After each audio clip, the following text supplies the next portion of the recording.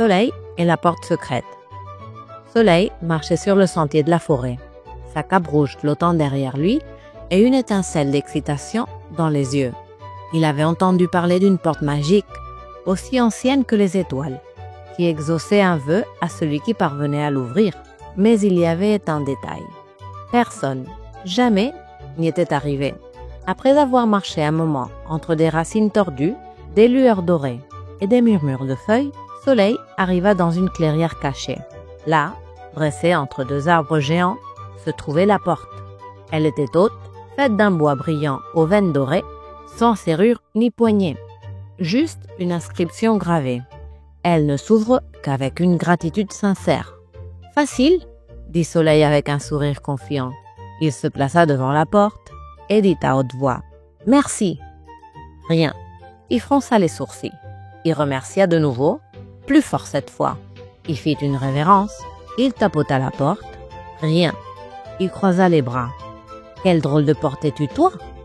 Agacé, il s'assit sous un arbre tout proche. Il repensa à tout ce qui s'était passé avant d'arriver là.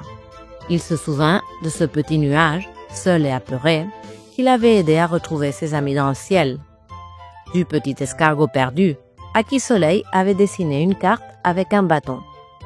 Du jour où sa maman était rentrée fatiguée du marché et comment, sans qu'elle le lui demande, il s'était précipité pour porter les sacs. Alors, il comprit. À ces moments-là, il avait aidé, sans rien attendre en retour. Mais leur avait-il dit merci? Merci de lui avoir permis d'aider, de lui avoir fait confiance, de lui avoir appris quelque chose sans mots. Il se leva, s'approcha de la porte, ferma les yeux et parla avec son cœur. « Merci, petit nuage, de m'avoir laissé voler avec toi et voir le ciel à travers tes yeux. Merci, escargot, de m'avoir fait confiance pour te guider sans te presser. Merci, maman, de m'avoir laissé t'aider, de m'avoir vu comme un compagnon. Chacun de vous m'a appris quelque chose, sans le dire. Merci du fond du cœur. » La porte vivra doucement, et une lueur chaleureuse le parcourut de haut en bas.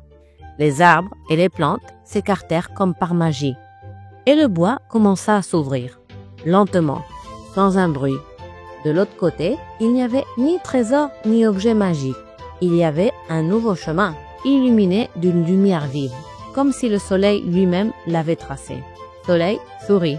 Il n'avait utilisé ni force ni magie. Il l'avait simplement souvenu avec une gratitude sincère. Et maintenant, il comprenait. Dire merci n'était pas juste un mot. C'était une façon de reconnaître ce qui nous transforme. Il ajusta sa cape rouge, inspira profondément et fit un pas en avant. Le chemin l'attendait, et son cœur aussi. Et le soleil s'est caché, la lune est arrivée, et le conte est terminé.